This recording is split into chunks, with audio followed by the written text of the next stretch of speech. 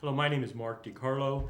Tonight my guest is Wesley Reed. Wesley Reed is running for Congress in the Texas 27th District, and you are running against a Republican, right? That's right, Mark. And his name is Blake Farenthold? Blake Farenthold, yes, sir. How long has Mr. Farenthold held that position? So he's in his second term right now. He won in 2010. He beat Solomon Ortiz Sr. in that race that year. You want to hear some gossip? Sure. Shoot. Two of the very few people that refuse to come on the show have been Solomon Ortiz and the Blake Farenthold. And I got to say, and Mr. Farenthold, of course, is nuts. He's welcome to come on if he sees this show, of course. I don't know. I'm of the opinion you have kind of an obligation as a politician, especially a sitting politician, to speak to your constituents of every sort. I agree wholeheartedly with that statement. You know, I think the role of public servant is, in addition to make sure you're taking care of everybody in your district, is that you're accessible, that you make yourself affordable to the public for questions, for answers on your policies, how you see things should be done. And these programs like this really help broaden the reach of your message and the people you can touch in the community.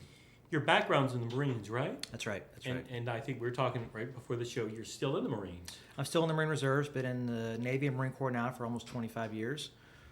Enlisted in the Navy at the age of 19, went to boot camp up in Great Lakes, Illinois. Came back for the sophomore or junior year of my college and switched to the Marine Corps officer program. Flew F-18s for a long time. In the Marine Corps, I do staff work now up in Great Lakes, Illinois, where I actually started my military career in the reserve. So, Where you live? I live out in Flower Bluff. My wife's a '86 Flower Bluff graduate. Met her when I was going through flight school down here in the '90s, Corpus and Kingsville.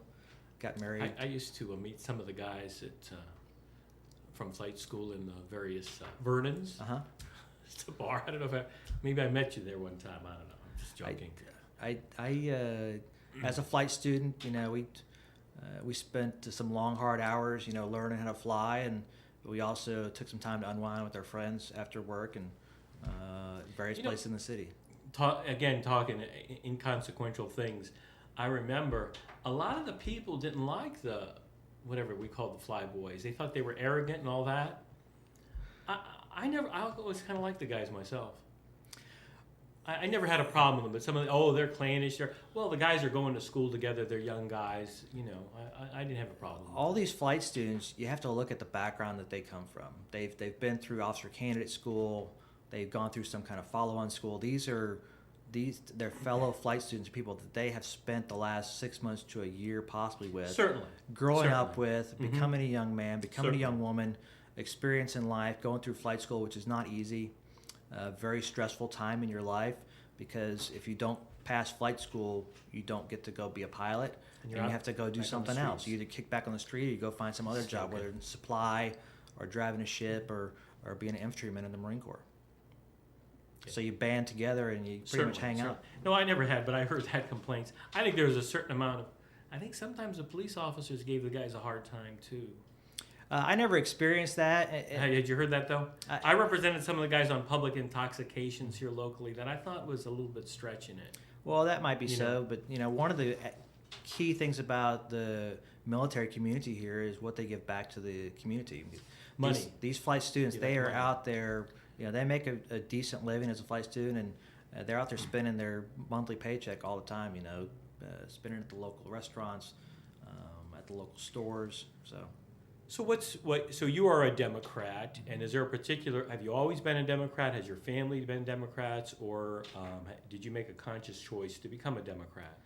My family was fairly conservative growing up, and I was a Republican till about 2001, 2002. That's when I started to change into a Democrat. That was during the Bush administration. That was.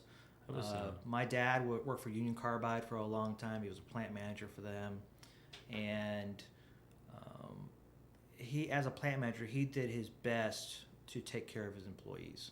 He looked out for them. They had picnics for their employees, made sure that if they had problems at work or problems with family, they tried to help them out. And, you know, once I left active duty military, I went to work for FedEx for my current job as a pilot. I realized that not necessarily all companies are out there that are willing to stand up and fight for everything their employees need, which is what they used to. Up until about the 70s or 80s, companies really placed their employees first, and they viewed them as the most important shareholders in their company. And I realized that if we're going to continue to succeed as a society, we have a responsibility to each other. That when somebody is having a problem, that we stand up and fight for them. That we do our best and we possibly sacrifice some of our own time to help them out.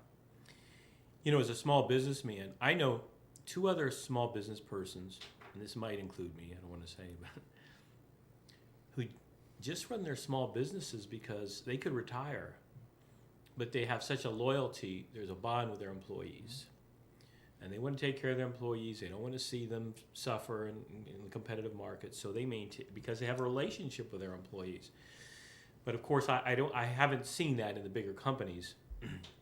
And of course, FedEx. It's interesting. You're still a pilot with FedEx? That's correct. Are you a member of a union? I am part of the Airline Pilots Association. Okay, and the Republican Party has always pretty much been anti-union. I think that's a fair assessment, and the Democrats have always been pro-union. Would that be a fair assessment? That's a fair assessment. And I'm from a kind of a union background, coming from an industrial area of the United States and having worked a couple of factory jobs, and my father having been a factory worker. I see good things and bad things in the unions. I'm very, very torn in some respects. But what is your feeling about,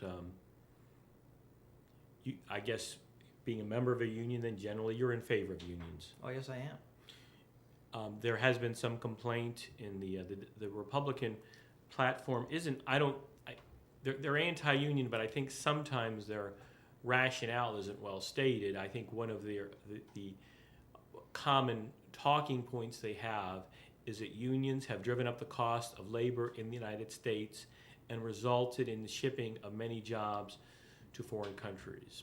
You're running for Congress. I don't know. It's kind of more of a conceptual than a precise question. Do you think that's true?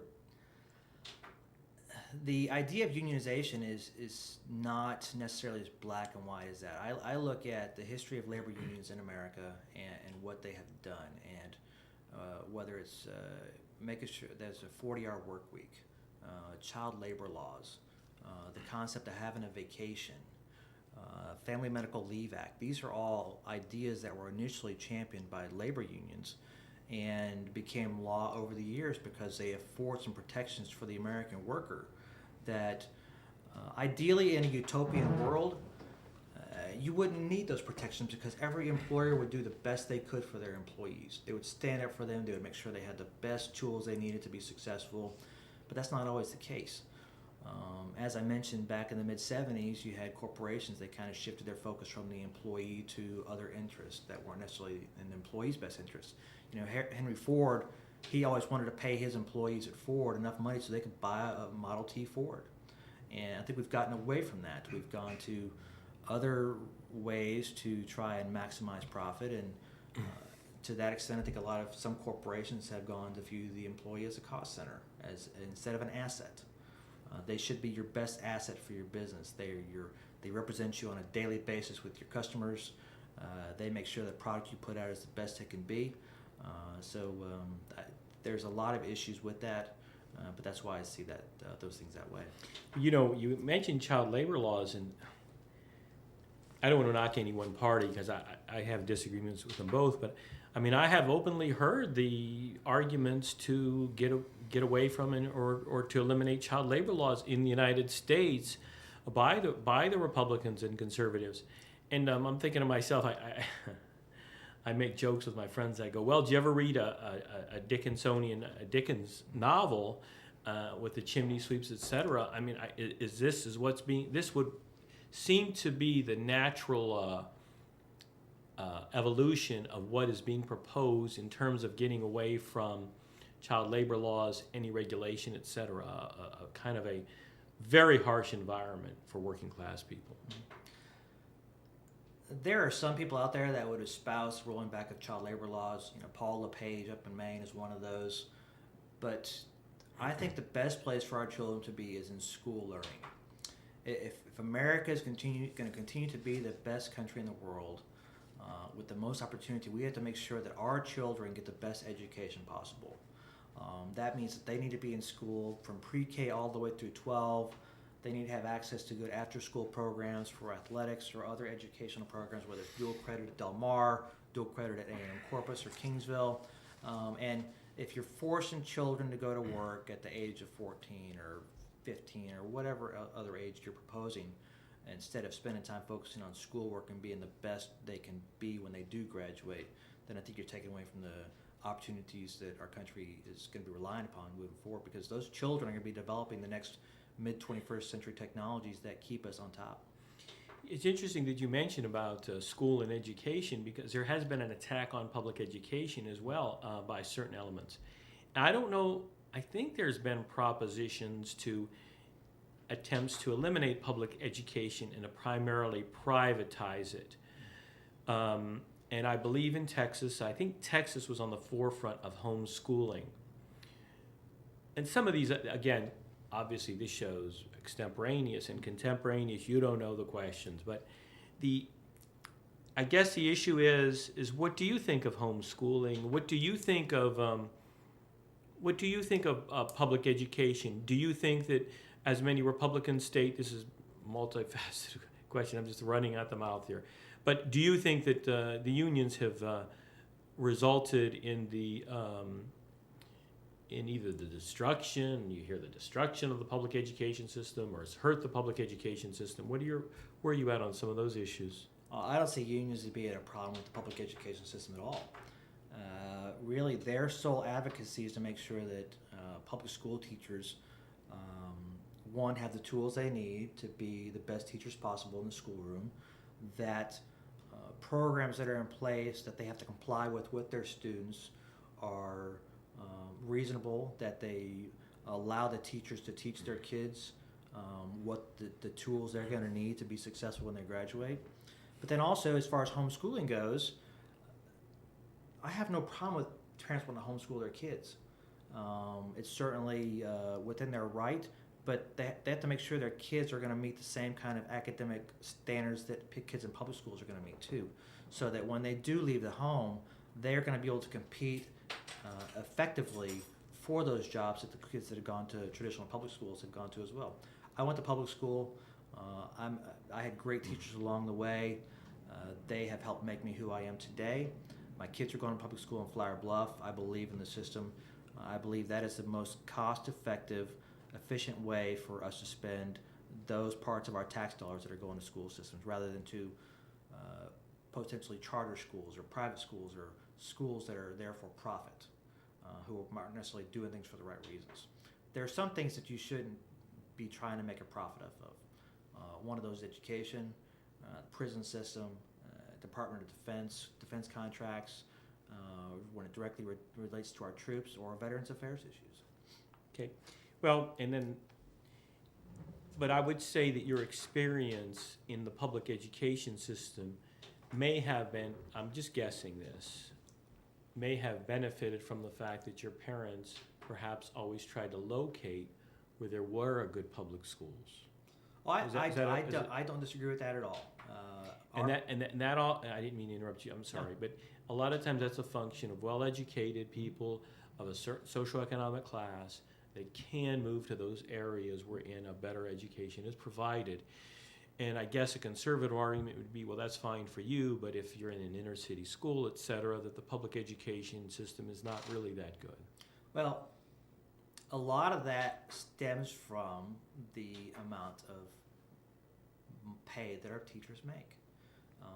You have programs throughout America that pay cops and firefighters extra stipends, or help with their home loans to move to more disadvantaged parts of the city.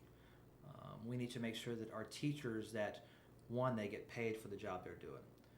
And like I said, in reality, education is the most important thing for our kids moving forward. So a lot of people out there think that teachers should get paid as much as doctors or some of the professions like that. I think in some countries they do. I believe and that's I think true. if you did that, you would attract more teachers to the system that would want to teach in those areas. I think that'd be about $500,000 a year, which would be a lot of money. I think that's what the doctors make. But, well, it's an interesting discussion regarding privatization that we're discussing, because obviously the Republican Party has stated that oftentimes the government is inefficient, that it's much more equitable, it's better for the taxpayer to privatize, including the privatization of prisons that you mentioned.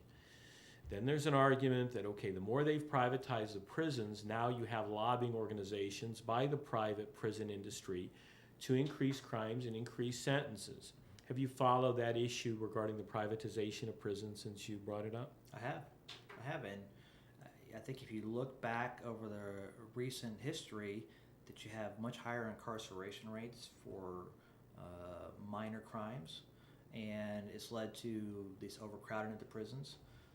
You have issues where potentially it's hard to attract enough prison guards to these systems to make sure those prisons are safe in their environment. Oftentimes you have petty criminals put in a population with people that have committed violent crimes, and it's tough for them to survive without the help of those guards there.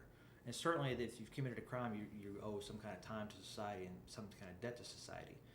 But because we've introduced a profit motive into that system, I think it's driven up the incarceration rates for Americans across the spectrum.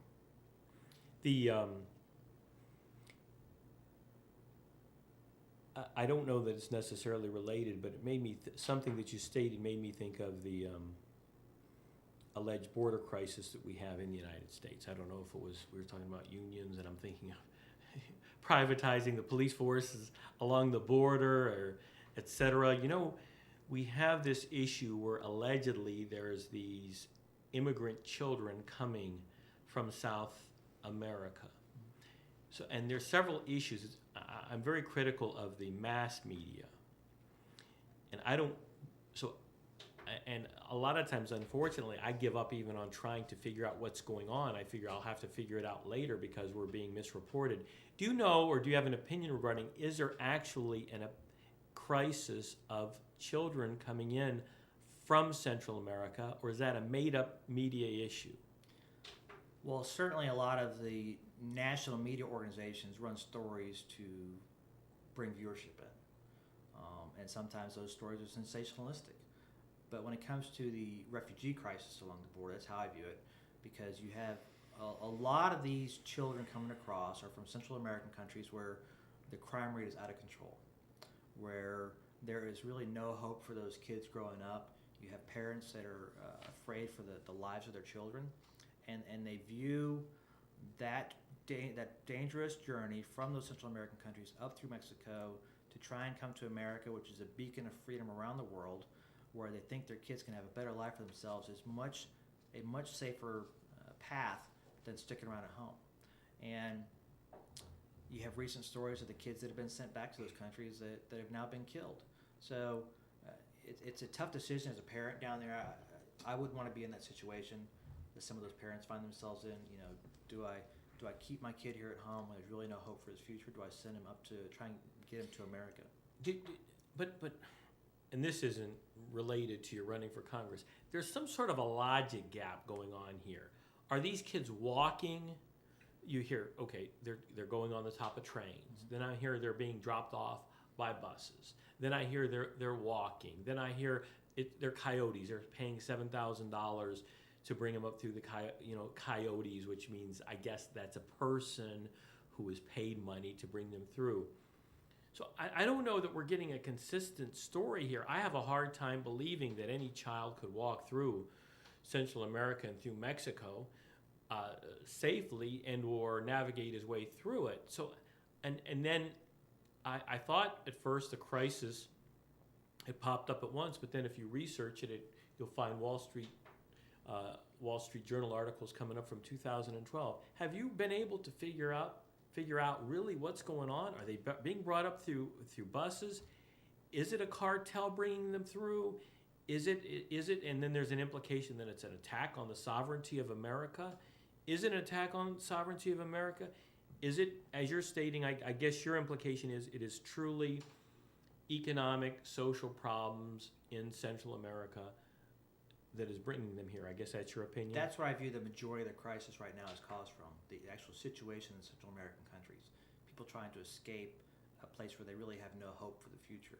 And they're coming here because everybody sees America as a place where you can be successful, to pursue that American dream, and that you'll have a lot better chance at a safe life. But you touched on a couple things there, and I'm pretty sure that those families and those children are getting here however they can, whether it's on the top of that train, whether it's by bus or private car or whatever, just to try and get here and be successful. But you also talk about the cartels. It's not the cartels necessarily that I believe are trying to get them to come here. The cartels are taking advantage of those that do make it to the border, and they're not really doing that as Steve King would say, to get them to bring across drugs into America. What's happening with the border crisis now and the refugee crisis is that because there are so many refugees coming across, and our border patrol agents are so overwhelmed because they don't have the funding they need, because they don't have enough border patrol agents on the border, is that because they're having to focus on making sure these kids are safe when they come across and are taken care of and given to a third party that will process them and make sure there's medical care taken care of them, food and water, that their attention is taken away from cartel members that may be coming across or shipping drugs across the border. So, Governor Perry wanted to send 1,000 troops down to the border, and if you look at what the National Guard's mission is, it's basically disaster and humanitarian relief in times of hurricane or tornado or something like that.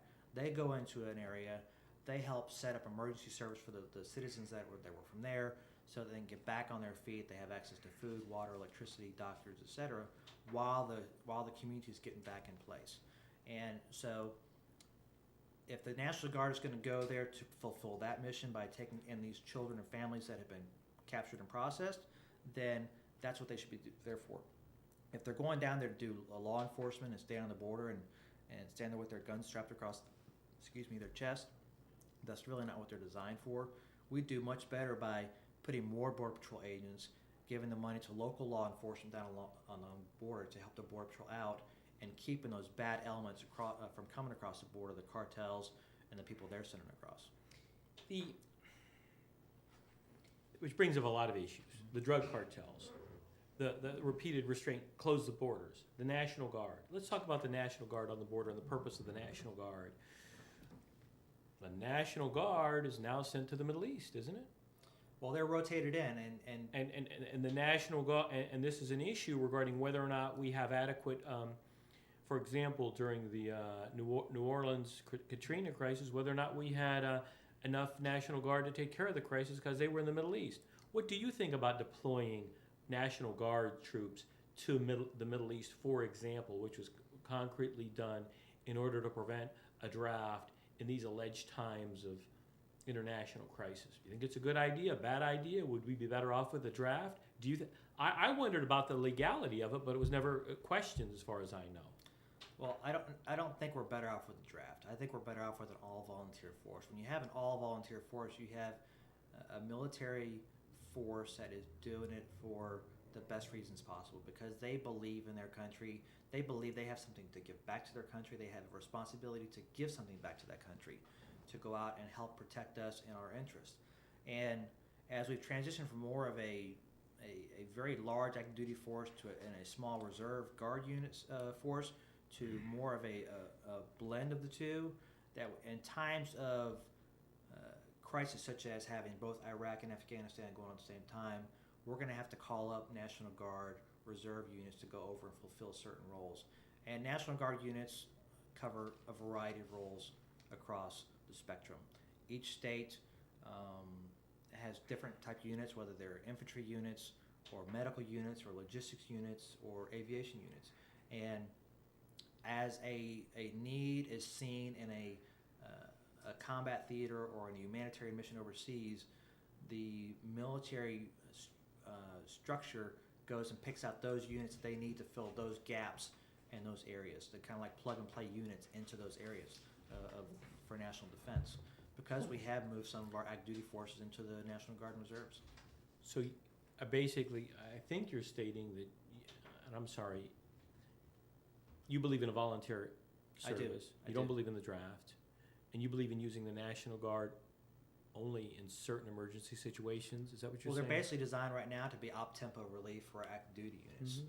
I mean, we could continually surge our active duty forces back Mhm. and forth to those theaters, and nobody would re-enlist, sign a new contract in the officer corps. But because we have these force multiplier units back home that are part of the Guard and part of the reserves, we're able to give those active duty units a break from the theater, come back home, recharge their batteries. Time has and experience has shown is that when you continually put someone into a combat theater with very little breaks, their effectiveness goes down. So when you get to bring them back home, they get to recharge their batteries with their families, they get to spend some time with their kids or their parents, and get into a better frame of mind to go back Yeah. again. That's what I didn't quite understand about the whole Middle East issue. I had thought it was research in World War II that a 90-day tour of duty was optimal. And I thought I'd read that they had done studies that beyond a 90-day tour of duty in action, that you will be shell-shocked. You will have whatever, post-traumatic stress disorder. But it's my understanding the deployments in the Middle East were somewhat longer. Is that right? It varies by service. In all honesty, the Marine Corps tries to keep their deployments down to the 6 to 9 month time frame. The Army tries to keep their deployments around the year or 13-month time frame. And in all reality, it really goes to the size of the military force in itself. The Army is a much larger manpower force. The Marine Corps is a lot smaller, and it boils down to philosophies that each military branch is how they view things as far as deploying people. But wouldn't it appear that I don't know what I'm saying. Unfortunately, acting in this capacity, I'm a lot of times speaking as an amateur. I don't know I'm not an expert on post-traumatic stress disorder, and I'm not an expert on the military, and I'm an attorney, so I do have some areas of specialty. But it would seem like, do you have an explanation why it would appear, not based on any objective evidence, just based upon what I've read in articles, why do we have such a tremendous problem with post-traumatic stress disorder with the troops returning from the Middle East now? Is it higher than it was in Vietnam and World War II? Is it just the same? Is it a change in the culture? Or is it not a bigger problem than it used to be? I view the issue of PTSD, post-traumatic stress disorder, is we just have a much better awareness of it now. As the medical field has advanced, we have come to realize that certain symptoms are a result of some underlying cause.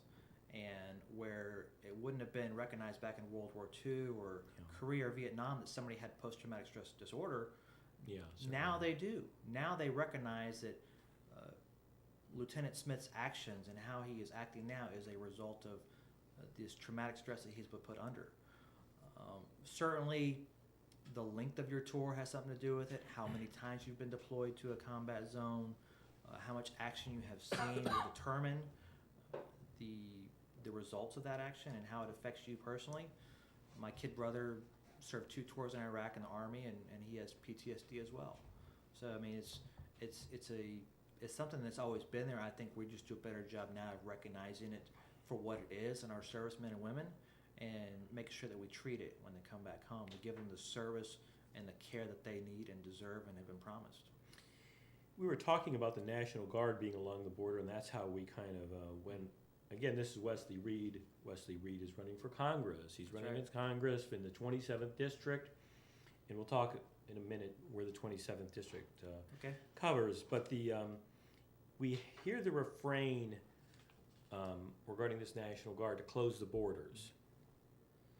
I was talking to a friend of mine from California. We got to close the borders. We got to close the borders. And I told her, look, the borders are closed.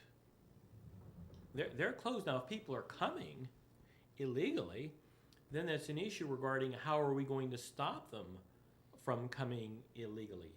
I go through we all know, most of us know that there's 2 main highways going south into Mexico. There's a Falfurrias checkpoint, there's a Cerrita checkpoint. Are we getting too many illegal immigrants? If we are, how are we going to stop them from coming in?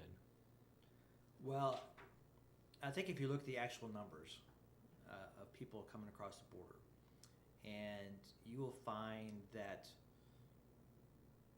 except for the recent surge in refugees for the kids coming across the border, for the most part, the last 5 or 6 years, we've had 0 net new immigrants to America across the southern border. 0. From 2000 to 2008, we had about 3 million net new immigrants come across. So the president, whether you support his policies or not, he has made it a policy of his that really is sending a lot of immigrants back home to where they came from, and if they do make it across. But how we address the issue is not just by deporting them. We have to make sure that the Senate immigration bill that was passed last year, that has been sitting and has bipartisan support in the House from both Republicans and Democrats, that if it was brought to a vote, it would pass. That Senate bill, roughly $43 billion, I believe, total, but it has about $30 billion in it for border security. It has money in it for almost 20,000 new Border Patrol agents, 700 miles of fence, electronic surveillance, drone surveillance, more courts, more judges, more civil advocates to handle the cases that come across. And after that, those issues are addressed, you put the fence in place, you get the Border Patrol agents in place. So that's a bill that's been sitting in Congress for That's a a bill while. that's been sitting in the House for over a year now. It was passed by the Senate over a year ago now. And do you think that bill would help the problem? It would go a lot farther to addressing the problem than what we have done now. The House passed a bill a couple weeks ago for the summer to take summer recess off. You know, by the way, they're only working 109 days this year out of 200 or 365 days. Well, so for loafers. that's a Just pretty joking. that's a pretty good job for 175K a year when we have a lot of issues affecting our country. But the bill they passed really focuses on deporting, repealing the Deferred Action for Children Act of 2008, the Wilberforce Act, that allowed children from Central American countries to not be immediately deported, go through a process to try and find families for them, and also would seek to expel all the dreamers too. Okay, what's a dreamer? So a dreamer is a child that was brought here by his parents. His parents came across, they were undocumented, and has basically spent their entire lives here, growing up in America. They've grown up speaking English their entire lives. They've gone to school with all their friends. Now they're either in the military or they're going to college, and they're learning to be a doctor or engineer or an attorney or a teacher, and they're trying to continue to give back to their community by learning those critical skills that we need in our workforce. When it comes to the dreamers in the military, one of the first Marines killed in 2003 in Iraq was a young man from, I believe it was El Salvador, a young Lance Corporal, 23 years old. But he was a dreamer too. So the recent House bill calls for deporting all of those dreamers. Okay, you're inferring that you're not in favor of it. Are you in favor of would that be like an amnesty program? That is how it's been labeled by Republicans, and they have won the talking point war on that issue. The Senate bill, once you have the border security in place, you have the new fencing in place, the new Border Patrol agents, the judges, the courts, everything in place, it would then provide a path forward for those that are here that are undocumented after they fix the legal immigration process as well. The legal immigration process is broken too. But after all that's done, it provides a path forward for the parents that are out there working hard on a day-to-day basis, that aren't committing violent crimes, that aren't stealing from their fellow citizens, that are working for employers and trying to go home and put money on the table for their kids so the kids can go to school and be successful. It would provide them a decade-plus long process of paying a fine, doing paperwork, trying to atone for the initial action of coming across the border as an undocumented immigrant, and give them a way to stay in the country and continue working for their employers. I think the philosophical argument is I has actually started practicing law about the time the first amnesty program came in under Reagan. And then, of course, I think, so this would be, I think, the third one in my memory. And obviously, one could make the argument that if these people know they come, and if they stay, and if they're granted amnesty, we're encouraging illegal behavior by them coming over. Have you considered that argument? I don't view it that way. America has always been a beacon of freedom for a long time now for immigrants from people around the world. And we're going to continue to be because we're the greatest country on the face of the earth. We provide an opportunity that people around the world want to become part of. They want to take part in.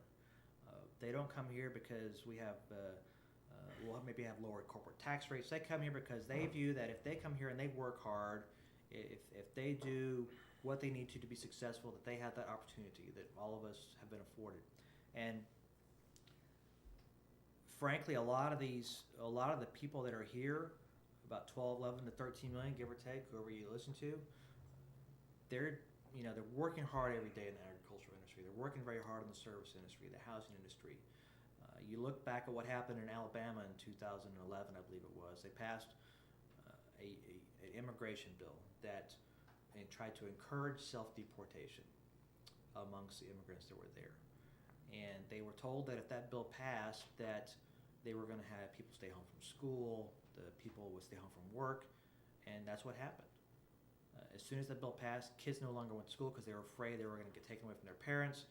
The parents no longer went to work because they were afraid they were going to get deported and separated from their kids. So what you had, especially farmers in Alabama, they saw that their market was not going to be picked and processed and taken to market. So a lot of their product was rotten in the fields.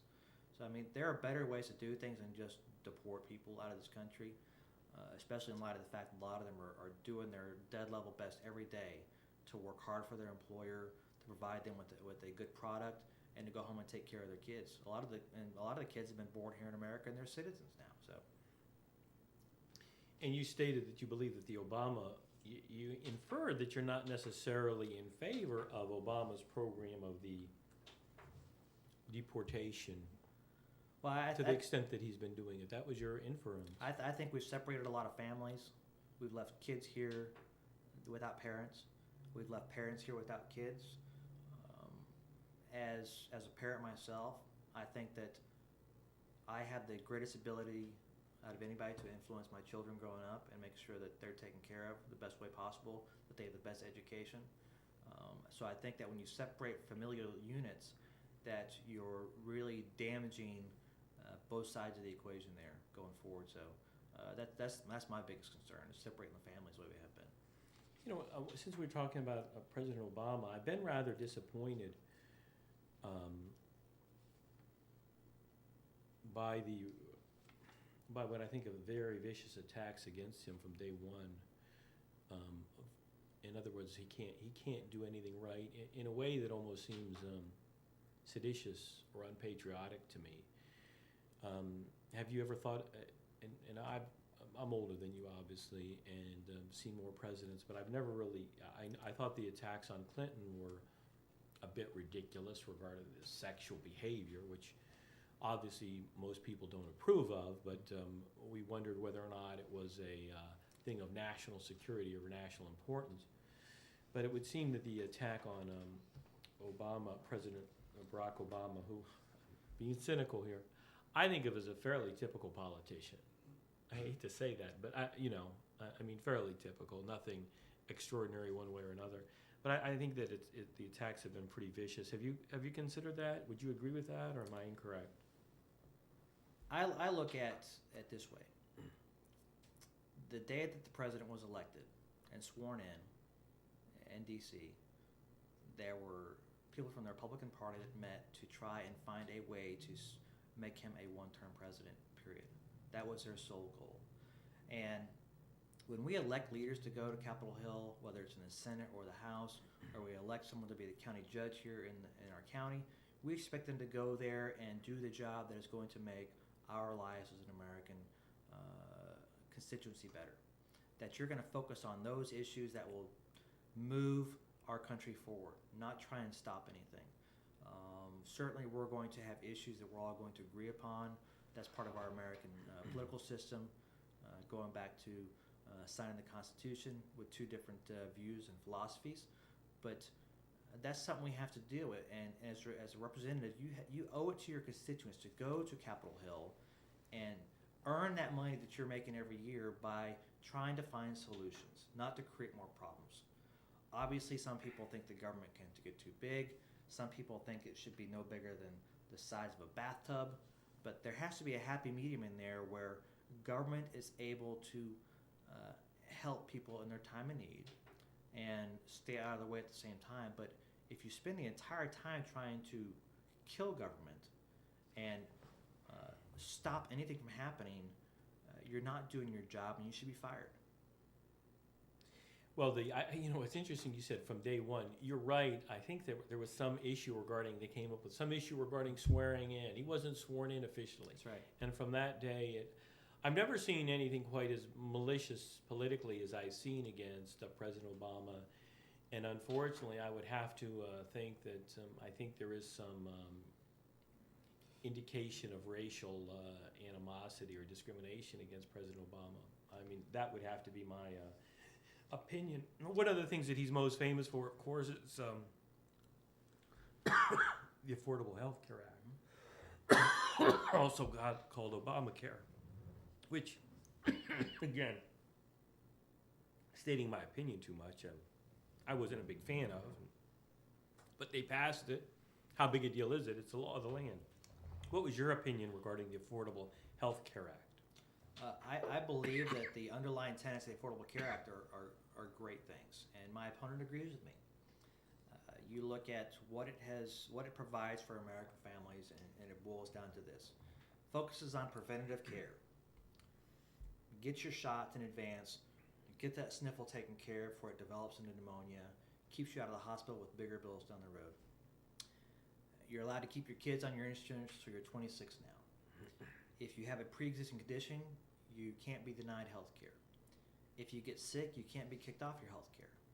Those are tenets that allow American families to continue to plan for the future and not be bogged down by crises that are caused when you get sick.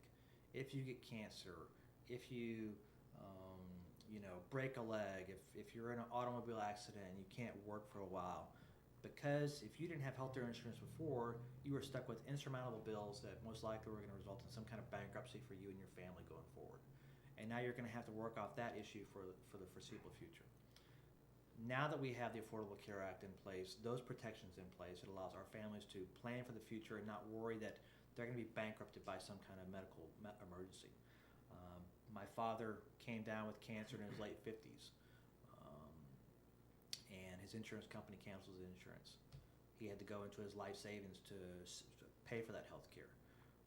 My oldest daughter has some medical needs, and she's able to stay on my insurance till 26 now. And now, because of the Affordable Care Act, she would be able to get insurance after she turns 26. So those are great things that the American people deserve, because health care shouldn't be a privilege, it should be a right. And my opponent agrees with that. We did an article in the paper back in March, and I talked about what I thought were great tenets of the Affordable Care Act, and he was on the Lago show, as he always is every Monday morning. And, they were having a good old time making fun of Wesley Reed, supporter of the Affordable Care Act, and, all this funny stuff. And then 2 segments later, I believe it was, Blake Farenthold was talking about, well, everybody agrees there's great parts of the Affordable Care Act, keeping your kids onto your insurance till you're 26, not being denied for pre-existing. I mean, those are things that everybody agrees with, but they look at this as a political football. And they are going to do everything they can to drive a wedge from the American public when it's not necessarily in our best interest. Well, I do know, I can speak anecdotally on personal experience I know of at least 2 families that were in my office that couldn't get insurance. And as soon as Obamacare kicked in, and I think it was cancer also, they were able to get insurance. So I do think there are some positive ideas regarding it. But, again, it gets to the sedition issue. I don't know that I was necessarily a favor of discussing of a healthcare system in the United States. I didn't even know there should be a healthcare system. I think it's a little bit ridiculous. But once it passes, it's the law of the land. And we had Republicans repeatedly trying to repeal it at a great, I think, even economic cost to putting it before Congress again and again. But I guess that's the sort of thing that, if God willing you win, that you'll be addressing, and that you will be fighting. I guess as the Republicans a majority in the Congress. They are right now, yes, in the House, and Democrats are the majority in the Senate. But yes, when we win in November, we'll go up there and continue to fight for the citizens of South Texas. The Health Care Act was passed by Congress. It was signed by the president. It was upheld by the Supreme Court as a law of the land. Certainly more can be done to make sure Americans have access to affordable health care. The state of Texas could approve the Medicaid expansion, which would provide health insurance for another 1 million people in Texas at a cost of about 10% of what the government was going to pay into it. And that directly affects people here in South Texas. They would benefit from Medicaid expansion here in Texas, along with having the Affordable Care Act available to them. But while there's great things about the Affordable Care Act, there's also stuff that we should fix. And the rollout was terrible. Well, I hate to say, excuse me for interrupting you. They made much hay about nothing, if you ask me. I mean, whenever you do something that large, there's going to be certain problems. Right. You're right. I mean, right? And some of it's going to be unforeseen. And that was my opinion. That was much hay about nothing, and that's what I felt. Oh, you can't log on to the site, etc. Those were, I felt, relatively every minor. other major social safety net program we've developed in the last 80 years or so has had hiccups in the first couple of years. As you put a system of that size into place, it's going to have issues. But the rollout could have been handled better. We could have made sure that the people that were in charge of building the sites were doing the work they were supposed to, that they were getting paid. They were paid quite a bit of money to do those sites, and they didn't produce. And the American people have an expectation of their government that we're going to do things the best way possible, that we do spend our money efficiently and wisely. But that being said, we don't go back to square one. We don't go back to the system we had before. One of the biggest cost drivers for the cost of Medicare in America in the 90s and 2000s was the rate of healthcare cost expansion, the rate of healthcare cost inflation. We had double-digit inflation for almost 2 straight decades there, and that. And this is an effort to Obamacare, the Affordable Health Care Act is supposedly going to try to contain that. It's reduced it down to lower single digits, like 3 or 4%, I believe, the last couple of years. So that will go a long way to ensuring Medicare is solvent for a lot longer period of time. It will go a long way to make sure that the premiums we're paying for health care insurance are affordable, the costs are affordable, et cetera. One of the problems I see, though, with the Affordable Health Care Act is the same problem which you mentioned, the safety net in America.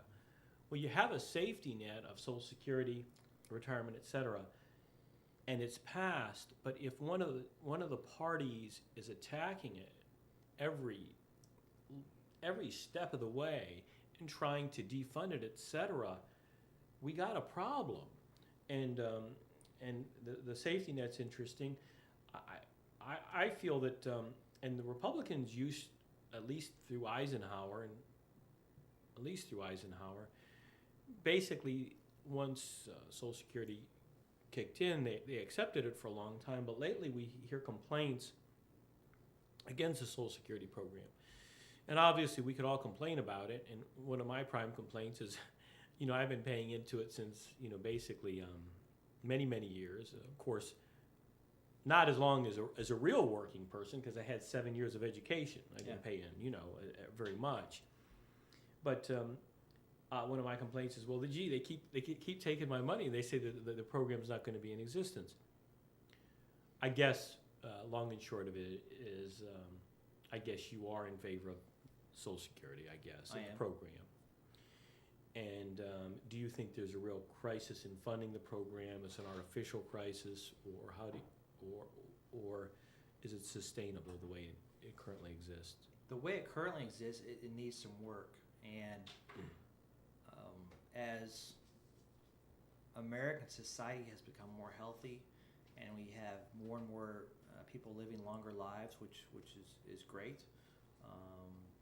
You get to spend a lot more time with your families as you grow old. You get to continue to be a productive member of society.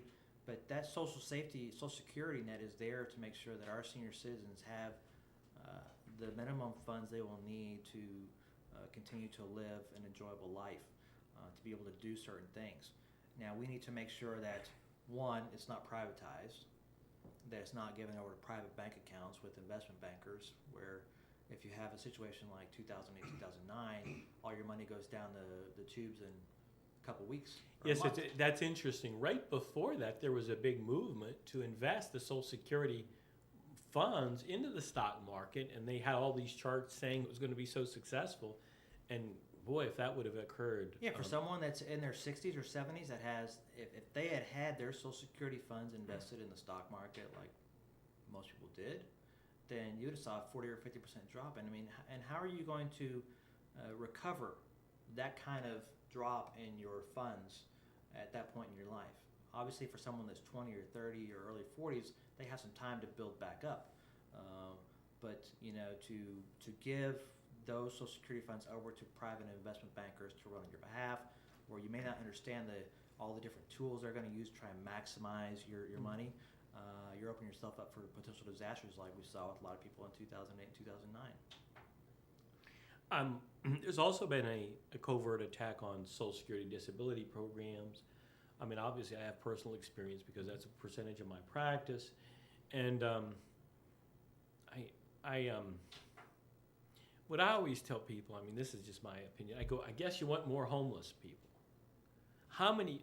And we have such a homeless problem. I always think to myself, okay, well, Social Security disability may not be perfect, but if you think you got a homeless problem now, you do away with that, and I just don't know how the society could even cope in any way, manner, shape, or form. So I guess you probably are in favor of the Social Security disability program. Is that correct? Oh, yes. And what do you think of the homelessness problem in the United States? And speaking again anecdotally, I know of a day in the United States when I was maybe up through 15 or so, wherein we didn't have homeless people.